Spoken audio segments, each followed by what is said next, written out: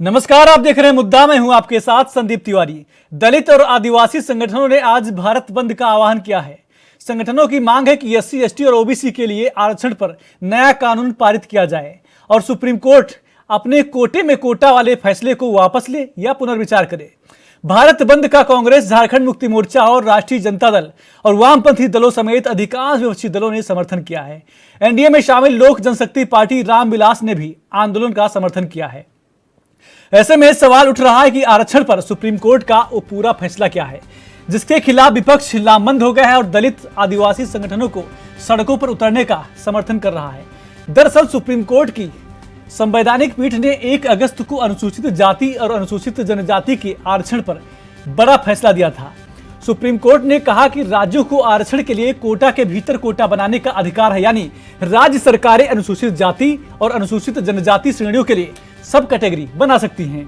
इसी के साथ सुप्रीम कोर्ट ने यह भी कहा था कि क्रीमी लेयर का सिद्धांत अनुसूचित जातियों पर भी उसी तरह लागू हो जैसे यह ओबीसी पर लागू होता है।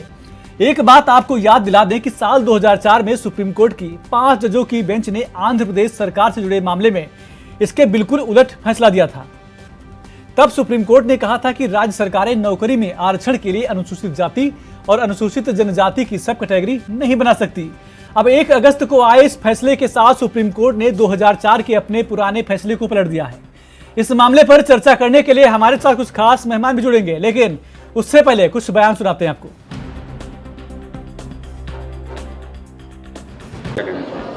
देखिए, सुप्रीम कोर्ट की टिप्पणी थी, उसके बाद कानून मंत्री ने संसद में उस पर स्पष्टीकरण भी दे दिया है। कैबिनेट ने भी अपनी राय साफ कर दी है, तो अब कोई ज़्यादा विषय बचा नहीं। मायावती जी ने सपोर्ट किया है, कहा कि बीएसपी सपोर्ट करी भारत में। विपक्षी पार्टियों का अधिकार, यही लोकतंत्र है। प्राइम मिनिस्टर पोलैंड और यूक्रेन की यात्रा पे हैं। देखिए, पोलैंड प्रधानमंत्री जी ने इंडिया की सॉफ्ट पावर को ऑर्गेनाइज किया है और राष्ट्रीय हित में जो है एक बड़ी ताकत के तौर पे देखा जाता है। इसलिए जब प्रधानमंत्री विदेश जाते हैं तो उससे बहुत चीज़ें फ्लो करती हैं।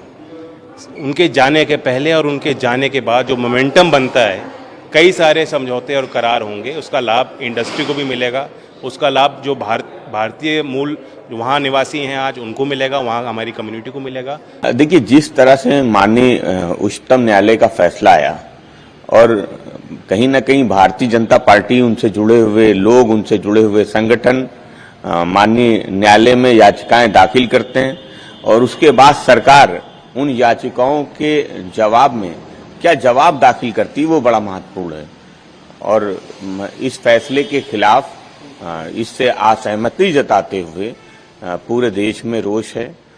समाजवादी पार्टी इसलिए आज जो भारत बंद है उसका समर्थन कर रही है, सैद्धांतिक रूप से भी समर्थन है और समाजवादी पार्टी इस बंद में शामिल भी होगी। समाजवादी पार्टी समझती कि इस फैसले को वापस लेना चाहिए। जिस तरीके का वो फैसला आया है, सरकार को उसके लिए कदम उठाना चाहिए था, लेकिन सरकार ने कदम नहीं उठाया। कांग्रेस की तरफ से कोई प्रत्याशी न उतारे जाने को लेकर कल पीसीसी चीफ ने बयान दे दिया है, क्या प्रतिक्रिया है आपकी? देखिए, संख्या बल के आधार पर भारतीय जनता पार्टी का पलड़ा भारी है। संख्या बल उनके पास ज़्यादा है और चुनाव में संख्या बल काम आता है। कांग्रेस पार्टी ने निर्णय लिया है तो समझदारी का निर्णय ही है, क्योंकि संख्या बल उनके पास नहीं है और बिना संख्या बल के किसी प्रत्याशी को जिताना संभव नहीं है। प्रजातांत्रिक व्यवस्था में संख्या बल सबसे अधिक श्रेष्ठ होता है। मेरा उनसे निवेदन यही कि उनका जो निर्णय है कि भाई हमारे पास संख्या बल नहीं है और संख्या बल नहीं होने से हम प्रत्याशी नहीं उतारे, ये निर्णय उचित ही है। इस पर ज़्यादा कोई टीका टिप्पणी करने की आवश्यकता नहीं है। सर, सुप्रीम कोर्ट द्वारा जो एससी एसटी आरक्षण में क्रीमी लेयर और उपवर्गीकरण का है, उसके विरोध में आज एसटी एससी संगठनों का देश भर में भारत बंद का आह्वान है, क्या कहना है? क्योंकि राजस्थान में हालांकि अभी कोई ज़्यादा असर दिखा नहीं, फिर भी राजस्थान से आप आते हैं, देखिए, माननीय सर्वोच्च न्यायालय का जो निर्णय है वो अपने स्थान पर है, उसकी समीक्षा भी की जानी है और भारत सरकार ने इस संबंध में अपना स्पष्ट मत व्यक्त कर दिया है कि निर्णय तो मानना ही है, लेकिन निर्णय की समीक्षा के उपरांत सभी वर्गों को पूर्ण रूप से संतुष्ट करना और इन सब बातों पर विचार करने के उपरांत ही सरकार ने अपना, केंद्र सरकार ने जो निर्णय लिया है वही हमारा सरकार, राजस्थान सरकार का ही निर्णय। और इस संबंध में भविष्य में भी जो केंद्र सरकार निर्णय लेगी, इस निर्णय की समीक्षा के उपरांत सभी वर्गों को फायदा हो और वर्गों के अंदर वर्गों को भी फायदा हो, सभी संतुष्ट हो, सभी के हितों की रक्षा हो, हमारा ये मकसद हमेशा रहता है। क्योंकि बंद के दौरान किसी प्रकार की कोई हिंसा ना हो, उसको लेकर भी कहीं सरकार इस संबंध में पूरी तरह से सतर्क है। पुलिस प्रशासन, जिला प्रशासन, पूरे राजस्थान और पूरे प्रदेश में हर जगह स्थान पर मुस्तैदी तैयार है और मैं सभी वर्गों से ये अपेक्षा और प्रार्थना भी करूंगा कि अपनी बात अवश्य कहें, शांतिपूर्ण तरीके से कहें, कोई किसी तरह का व्यवधान नहीं करें। आवागमन में हो, सरकारी अस्पतालों में हो, स्कूलों में हो, सरकारी हो, कोई आवागमन में भी व्यवधान यूँ नहीं करेगा ट्रांसपोर्ट जाम हो जावे। मेरा उनसे निवेदन है, प्रार्थना है कि वो अपनी बात अवश्य कहें, लेकिन शांतिपूर्ण तरीके से, और शांतिपूर्ण तरीके से कहेंगे तो सरकार इसको संज्ञान में लेगी और यथा स्थान पर अपनी बात भी कहेगी। आपका क्या देखिए जो सुप्रीम कोर्ट का जो निर्णय आया उसके दो पार्ट है। मैंने आपको पहले भी अभी बताया कि एक विषय था क्रीमी लेयर का और दूसरा विषय था categorisation of the schedule caste, sub categorisation of the schedule caste. इन दो विषयों में सुप्रीम कोर्ट ने एक में तो ऑब्जर्वेशन दिया, तो ऑब्जर्वेशन तो कोई जजमेंट का पार्ट नहीं होता।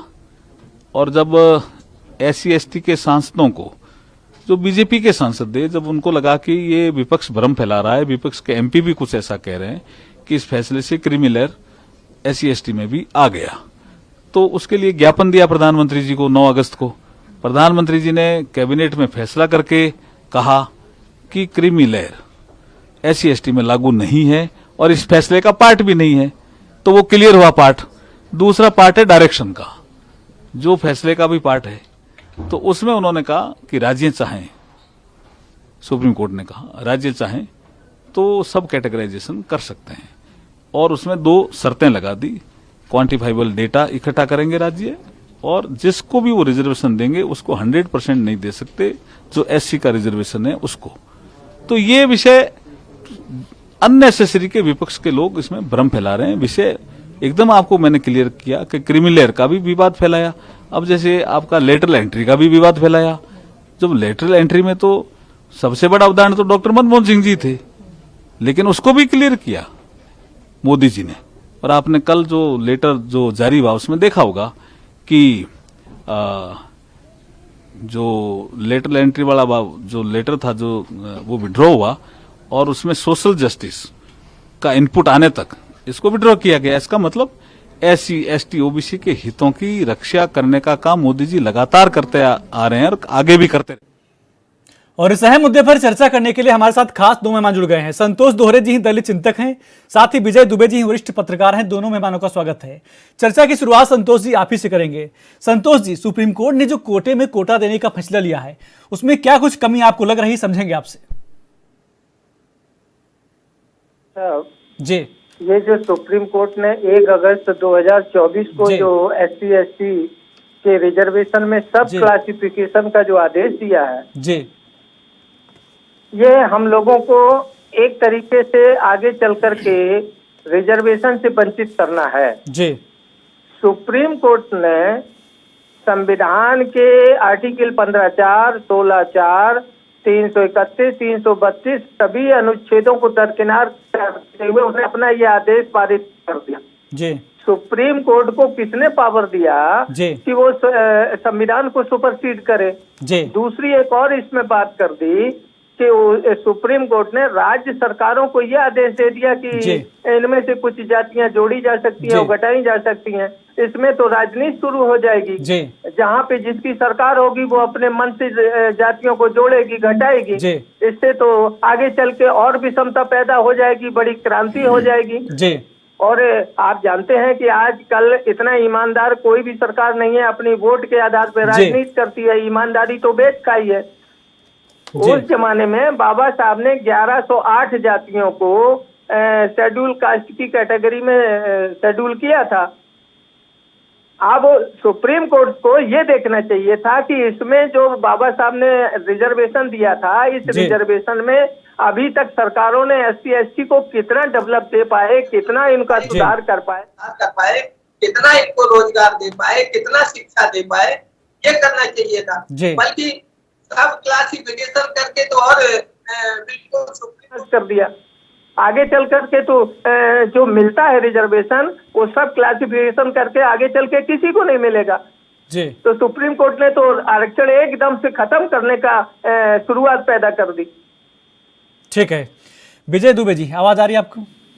जी विजय दुबे जी, जो कोटे में कोटा का जो मामला चल रहा है आरक्षण को लेके, तो उसमें यह भी कहा गया है कि जो जरूरतमंद हैं उनको सरकार अपनी तरफ से आरक्षण दे सकती है। फिर इसमें कुछ क्या आपको भी कमी लग रही है? जिस प्रकार से यह कहा जा रहा है, दलित चिंतक संतोष दोहरे जी का कहना है कि लगभग आरक्षण से वंचित करने की एक प्रक्रिया चल रही है, क्या आपको भी यही लगता है? जी, नोटबंदी का आरक्षण से वंचित करने वाली प्रक्रिया हो गई है जी। भाई जो ऑब्जेक्टिव जो सुप्रीम कोर्ट कहना चाह रहा है वो ये कहना चाह रहा है ना भाई कि जो लोग ज्यादा पिछड़े हैं, जिनको के आरक्षण से लाभ नहीं मिला, उनको अगर राज्य चाहे तो कोटे के अंदर एक कोटा खास जातियों के लिए, जैसा कि पंजाब सरकार का एग्जाम्पल आ रहा है जी, वो निर्धारित कर सकता है।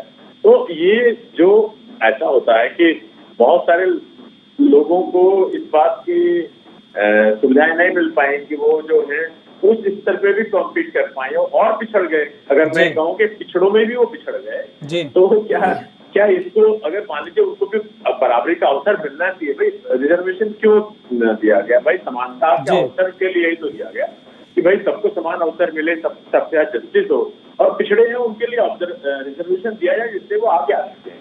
मूल मामला तो यही है। और पूरी तरह से सरकार की जो मंशा है, जो हमारे संविधान की मंशा है, मैं कहूँ संविधान में जो ये रिजर्वेशन के जो प्रावधान किए गए उसके पीछे कारण यही थे कि भाई जिन लोगों को की समाज में विकास के अवसर नहीं मिले, जिन जातियों को आगे आने का अवसर नहीं मिले, उनको रिजर्वेशन दिया जाए जिससे वो आगे आ सके, उठ सके और वो समाज की जो या देश की मूल धारा में शामिल हो सके, अपना योगदान दे सके। भाई विकास का जो है जो मूल अवधारणा है वो यही भाई जिन लोगों को जो चीजें नहीं उन तक पहुंच पा रही उन्हें पहुंचाया जाए किसी प्रकार से। तो हमारा जो सोच है वो तो पॉजिटिव है, लेकिन देखिए सुप्रीम कोर्ट जो बीच बीच में चीजों पे अपना एक्सप्लेनर देता रहता है, चाहे अपनी जो क्लियरिटी देता है, उसके पीछे यही आशय तो यही होता है कि पॉजिटिव नोट लिया जाएगा। तो मैं मानता हूँ कि अगर राज्य सरकारों ने बीच बीच में असल में जो कोटे में कोटा का निर्धारण किया वो निश्चित तौर पे एक पॉलिटिकल एंगल भी हो सकता है, इसमें कोई दो राय नहीं है। इस बात से इनकार नहीं किया सकता है कि राजनीतिक कारणों से भी ये काम काफी हद तक कई सरकारों ने करने की कोशिश की है। तो लेकिन अब तो सुप्रीम कोर्ट ये कह रहा है कि भाई राज्य सरकार अगर अपनी ओर से उन्हें लगता है कि कोई जातियां ज्यादा पिछड़े रह गई हैं या उनको अवसर नहीं मिला है, तो उन्हें अवसर देने के लिए उस कोटे में भी एक कोटा उनके लिए तय कर दिया जाए, तो ये कर सकते हैं। वो यही बात तो उन्होंने कही है जी। तो सुप्रीम कोर्ट का जो आशय है, मुझे लगता है उसमें तो गलत वो नहीं है, नोशन नहीं है। वो कहना वही चाहते हैं जिससे कि लोगों का भला हो सके, उन पिछड़े हुए लोगों को आगे लाया जा सके जो कि बहुत पिछड़े रह गए हैं और जिनको कि उसमें भी बराबरी का अवसर नहीं मिला। ठीक है, संतोष दोहरे जी समझने का प्रयास यह भी करेंगे। देखिए जो सुप्रीम कोर्ट ने कहा है वो अभी सही है कि जो दलित हैं, पिछड़े हैं, उसमें भी कुछ ऐसे हैं व्यक्ति जो उनको मुख्य धारा से नहीं जोड़ पा रही सरकार। अगर कोटे में कोटा लाएगी तो जो ज्यादा परेशान हैं लोग, जिनको प्राथमिकता देनी चाहिए, तो उनको प्राथमिकता मिल जाएगी। तो ऐसा नहीं लगता कि इस मुद्दे को लेकर सिर्फ राजनीति हो रही है, चीजें सही नहीं, चीजें सही है, सिर्फ राजनीति हो रही है? हाँ देखिए भैया, हमारी बात सुनिए जी। सुप्रीम कोर्ट में जो लोग बैठे हैं जी, वो कोई बेवकूफ नहीं है जी। सुप्रीम कोर्ट का एक ये भी फंडा है कि जो जनरल कैटेगरी का रिजर्वेशन है, सबसे पहले उसमें क्लासिफिकेशन करके देखें, उसमें रेशियो लगा के देखें, उसका पैमाना नाप के देखें कि जनरल कैटेगरी में क्या एक ही बिरादरी जनरल कैटेगरी में आती है जी। तो ये एक ऐसा सुप्रीम कोर्ट का ऐसा भी फंडा है कि कहीं जनरल कैटेगरी में जो एक कैटेगरी सबसे सुपरसीड करके सभी स्थानों पे बैठ गई है, उधर किसी की नजर न चली जाए, तो इधर इसको राजनीति में भटका दो और उधर किसी की नजर न जाने पाए। तो सुप्रीम कोर्ट को ये देखना चाहिए कि सबसे पहले जनरल कैटेगरी में तो हम क्लासिफिकेशन करके देखें, इसके बाद फिर अगर सुप्रीम कोर्ट वाकई में ईमानदार है तो उसको ये देखना चाहिए कि जब से SC ST को रिजर्वेशन मिला तब से आज तक ये इस पे इतना क्यों बवाल रहता है, इनका डेवलपमेंट क्यों नहीं हुआ, इनके सरकारी नौकरियों में रिजर्वेशन के अनुसार सभी जगह रिप्रेजेंटेशन क्यों नहीं है? सुप्रीम कोर्ट ने कभी इस बात पे आवाज उठाई? नहीं उठाई। सुप्रीम कोर्ट ने ये एक बाउंडेशन लगा रखी है कि 50% से ज्यादा रिजर्वेशन नहीं हो सकता। सुप्रीम कोर्ट ही अपना नियम बदल लेता है। 10% EWS जो कोटा सुदामा कोटा दिया, रिजर्वेशन कोटा दिया, EWS ये कहां से दे दिया? उसको तुरंत जो है वैलिड करार दे दिया। तो सुप्रीम कोर्ट खुद अपने में अपनी नीयत को साबित नहीं कर पा रहा है। पूरी जनता में सुप्रीम कोर्ट के प्रति आक्रोश रहता है कि ऐसे जजमेंट आते हैं कि SC ST और OBC माइनॉरिटी के रिजर्वेशन के खिलाफ ही आदेश आते हैं।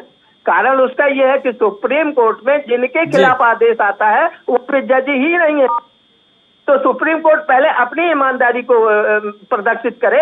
अगर वो फिट है, ईमानदार है, तो कॉलेजियन सिस्टम को हटा के और जिनके खिलाफ आरक्षण के खिलाफ आदेश पारित कर रहा है तो सुप्रीम कोर्ट पहले अपनी ईमानदारी को पूर्ति करे। यहीं पे क्लासिफिकेशन करके देखे कि कितने जज SC के हैं, कितने जज ST के हैं, कितने जज OBC के हैं, कितने जज माइनॉरिटी के हैं और कितने जज जनरल कैटेगरी में हैं, और जनरल कैटेगरी में कौन सी कास्ट सबसे सुपरसीड करके बैठी है। तो सबसे पहले ईमानदारी सुप्रीम कोर्ट अपने में दिखाए ना। इसके बाद फिर ये तो देखे ईमानदारी से कि 26 जनवरी 1950 से लेके जब से हुआ और रिजर्वेशन तो उससे पहले से लागू हुआ, तब से आज इन SC ST की पोजीशन बिगड़ी है कि अच्छी हुई, और पूरी संवैधानिक व्यवस्था के इनको जो है सरकारों ने दी नहीं दी, अगर नहीं दी तो क्यों नहीं दी, क्यों ऐसी जरूरत पड़ गई सुप्रीम कोर्ट को ऐसा करने की? ये सारी बातें पैदा होती हैं सुप्रीम कोर्ट के इसी आदेश से।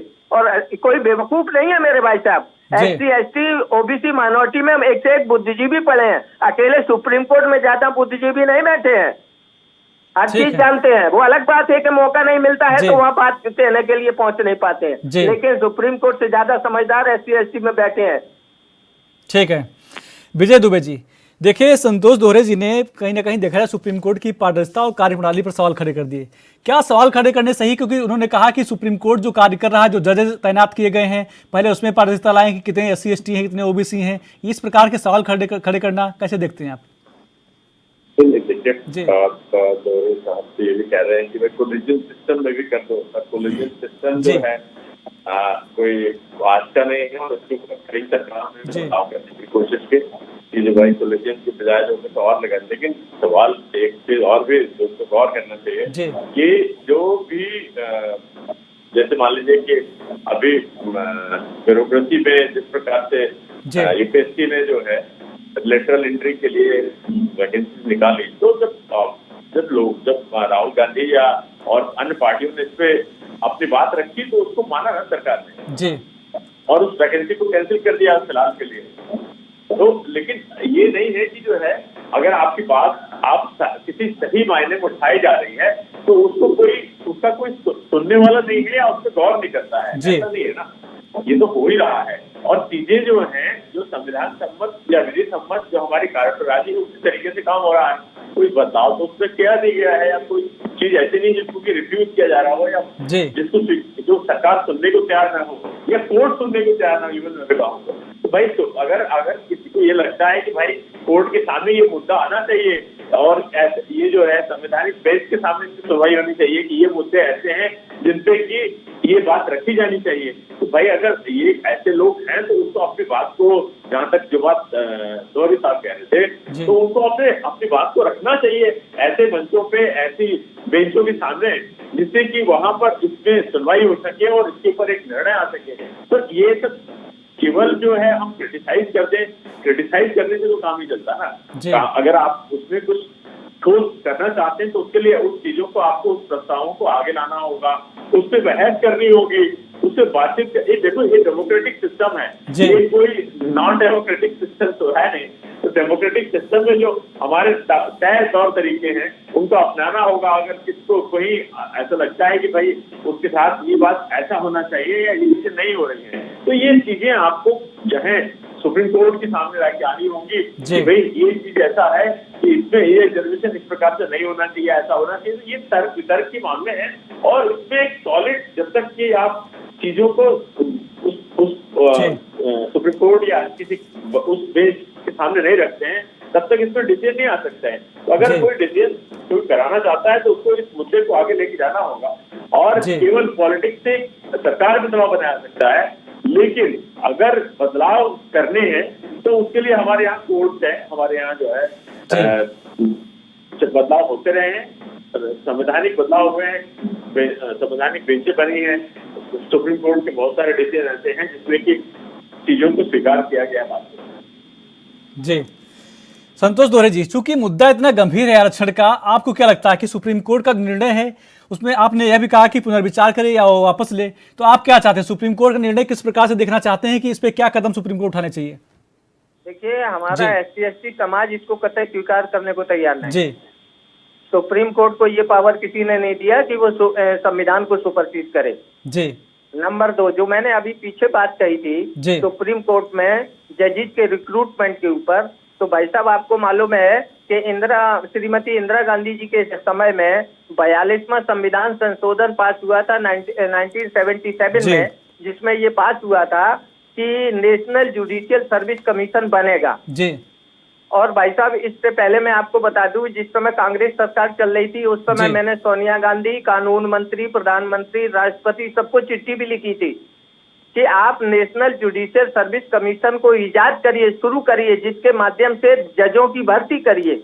जी तो अब उस समय से केंद्र सरकार और तब से आज तक सभी केंद्र सरकारों ने उस पर अभी तक क्यों नहीं ध्यान दिया? इसीलिए नहीं ध्यान दिया कि नेशनल जुडिशियल सर्विस कमीशन के माध्यम से सभी कैटेगरीज के जज वहां पे पहुंचेंगे, तो वो जुडिशरी में इन लोगों को एक्सेप्ट नहीं है। तो जब जुडिशरी में ही ये पारदर्शिता नहीं लक्षित होती है तो कैसे मान लिया जाए? कोई आप या हम इंसान है क्या समझते नहीं है? पक्षपात तो जानवर भी समझ जाता है मेरे भाई। तो जुडिशरी को सबसे पहले ये देखना चाहिए कि SC/ST को जो रिजर्वेशन दिया गया बाबा साहब डॉक्टर भीमराव अम्बेडकर के समय में पूना पैक्ट के बदले में, तो क्यों दिया गया? और दिया गया तो उस पर सरकारों ने कितना काम किया और फिर इसमें क्यों ऐसी आवश्यकता पड़ रही बार बार सुप्रीम कोर्ट को इंटरफियर करने की? तो सरकारों पे दबाव बनाना चाहिए कि संवैधानिक व्यवस्था के अनुसार सरकार काम करे, जो SC/ST को और माइनॉरिटी को उनके रिजर्वेशन से ऊपर अच्छा काम करके दिखाएं। तो इस पे सुप्रीम कोर्ट का ये जो आदेश हुआ है, और सबसे बुरी बात तो ये है कि राज्य सरकारों को अधिकार दे दिया, तो जहां जिसकी सरकार होगी वो अपने राजनीति के अनुसार वोटों की बढ़ाने घटाने के अनुसार राजनीति हो जाएगी, शुरू हो जाएगी। वो मनचाही जातियों को जोड़ेगी, मनचाही जातियों को हटाएगी, उसमें तो बड़ी विडंबना पैदा हो जाएगी। तो ये एक बड़ी भ्रांतियां और क्रांतियां पैदा हो जाएंगी आगे चल के मेरे भाई। तो इसलिए ये संविधान के एकदम विपरीत है, असंगत है, असंवैधानिक है, और सुप्रीम कोर्ट को तुरंत 1 अगस्त 2024 के आदेश को तुरंत वापस लेना चाहिए। अन्यथा आज आपने देखा है भारत बंद हुआ, पूरे देश में बड़ी अच्छी तरीके से इस पे प्रदर्शन हुए हैं। किसी भी कीमत पे SC/ST को ये सुप्रीम कोर्ट का आदेश स्वीकार नहीं है। ठीक है विजय दुबे जी, आपको लगता नहीं है कि जो निर्णय लिया गया है उसके बाद जो आक्रोश देखने को मिल रहा है, जो विरोध हो रहा है इसका, तो ऐसा नहीं लगता कि सरकार और सुप्रीम कोर्ट के बीच तालमेल की कमी है? अगर ऐसा है तो इसके लिए क्या कदम उठाने चाहिए? नहीं, सुप्रीम कोर्ट का डिसीजन जो है वो राज्य सरकारें अगर उसको मतलब राज्य सरकारें जो उसमें अपने जुरिडिक्शन से इस्तेमाल करेंगी ना, ऐसा थोड़ी नहीं है कि सुप्रीम कोर्ट ने जो आदेश दिया वो भाई राज्यों को ये अधिकार दिए गए, वो अपने अधिकारों का एक्सरसाइज करते हैं या नहीं करते हैं, ये अलग बात होगी, क्योंकि ये तो समय के साथ जैसा वहाँ की आवश्यकता होगी, जिस प्रकार की परिस्थितियां होंगी। आज अगर विरोध प्रदर्शनों के दबाव से जो सुप्रीम कोर्ट अपने डिसीजन बदल देता है, या सुप्रीम कोर्ट ने अगर 2 वोटों किसी इशू को उठा लिया तो उसका अपना डिसीजन देता है ना, चाहे वो कोलकाता मेडिकल कॉलेज का मामला हो या किसी और जगहों पे अगर किसी के साथ कुछ ऐसा हो रहा है जिसकी की जरूरत है कि उसको देखा सुना जाए और उससे कुछ अपनी बात सरकार अपना एक कोर्ट अपना एक वो दे, अपना डिसीजन दे, तो कोर्ट इसमें आगे आती है और उसमें एजेंसियों को या सरकारों को आदेश करती है कि भाई इस प्रकार से नहीं होना चाहिए, इस प्रकार से होना चाहिए। ये सब चीजें समय के साथ होती रही हैं और सरकार और कोर्ट के बीच जो तालमेल है वो क्योंकि कोर्ट जो है वो सरकार से ऊपर है और सरकार के डिसीजन को भी वो रिव्यू कर सकती है। तो ये जो पावर ऑलरेडी कोर्ट के पास में है, तो कोर्ट तो सुप्रीम है ही है हमारे यहाँ पे। अब कोर्ट को उससे रखने के साथ वो सरकारों के साथ चलेगी, तो ये कैसे संभव है? ये केवल सरकार का काम जो है उसको एक्सिक्यूट करना है, डिसीजन देना नहीं है। और डिसीजन को रिव्यू करना या उन चीजों को दोबारा से एक संवैधानिक या जुडिशियल सिस्टम के तहत चीजों को देखना, ये सुप्रीम कोर्ट या कोर्टों में काम है। तो कोर्टों में हम जुरिडिक्शन जस्टिस के लिए जाते हैं। और क्योंकि विजय दुबे जी कुछ राजनीतिक दल ऐसे हैं विपक्ष के जो भी इसका समर्थन कर रहे हैं। देखिए, जहाँ तक राजनीतिक दलों के समर्थन की बात है, समर्थन जो है भाई जिनको जो सूट करता है उस हिसाब से राजनीतिक दल अपना पक्ष रखते हैं, ठीक है। तो और वो उसी प्रकार से अपनी चीजों को आगे बढ़ाते हैं। तो भाई जैसे मान लीजिए कि जाति जनगणना की बात बहुत समय से इंडिया ब्लॉक कर रहा है, वो कहता है कि साहब इसके हिसाब से होना चाहिए, लेकिन वो सूट नहीं करता एनडीए को। तो इंडिया दूसरी बातें करता है। वो जातिगत आरक्षण की बात है, जातिगत जनगणना और उसके हिसाब से होने वाले आरक्षण की बात नहीं करता, वो आर्थिक आधार की बात करता है। देखिए, ये तो लॉजिकल है कि भाई जिस पार्टी को जो उसका समर्थन करने वाला बैकअप है, जो उसका मतदाता है, जो उसका जनसमूह जो उसको समर्थन देता है, वो उसके हिसाब से अपनी चीजों को आगे बढ़ाता है, क्योंकि वही ठीक है विजय जी, ठीक है। संतोष दोहरे जी, जो आरक्षण का मुद्दा है, क्या उसमें कोई और भी महत्वपूर्ण पहलू जिस पर ध्यान देने की जरूरत है? बिल्कुल। और एक बात भाई साहब, मैं एग्जाम्पल दे रहा हूँ आपको। अयोध्या में राम मंदिर टेम्पल का आदेश दिया जिन जज महोदय ने, उनको तुरंत इसके बाद राज्यसभा सांसद बना दिया गया। तो पूरे देश की जनता क्या समझ नहीं गई कि ये आदेश किस फैक्ट पे आया था? जनता, आदमी गरीब अमीर हो सकता है मगर इतना बेवकूफ नहीं होता है। तो सुप्रीम कोर्ट पहले अपनी विश्वसनीयता को कमांड करे। दूसरी चीज जो अभी आपने बात कही, रिजर्वेशन के संबंध में आप इतिहास उठा के देख लीजिए, हमेशा भारत की जुडिशरी से अपोजिट ऑर्डर आए हैं। और मैं एक बात आपको बता दूं, माननीय कांशीराम साहब ने कहा था में कि इंडियन जुडिशरी इज अन्ना सांड, भारत की जुडिशरी अन्ना सांड है। नेक्स्ट इतिहास उठा के देख लीजिए, भारत की judiciary never gives judgement. Bharat का न्यायालय कभी न्याय नहीं करता, न्याय नहीं देता। भारत की जुडिशरी हमेशा डिसीजन देती है और डिसीजन हमेशा पक्षपाती होता है। और इसीलिए इंडियन जुडिशरी हमेशा कॉन्स्टिट्यूशन को सुपरसीड करने का प्रयास करती है और वो हमेशा SC ST OBC के रिजर्वेशन के खिलाफ ही जजमेंट आते हैं। ठीक है दोहरे साहब, समय कमी, माफी साथ रोकेंगे। संतोष दोहरे जी, चर्चा करने के लिए आपका बहुत बहुत धन्यवाद। साथ ही विजय दुबे जी थे, वरिष्ठ पत्रकार थे, हमारे साथ चर्चा करने के लिए आपका भी बहुत बहुत धन्यवाद। मुद्दा में मेरे साथ बस इतना ही। आप देखते रहिए ANB न्यूज। नमस्कार।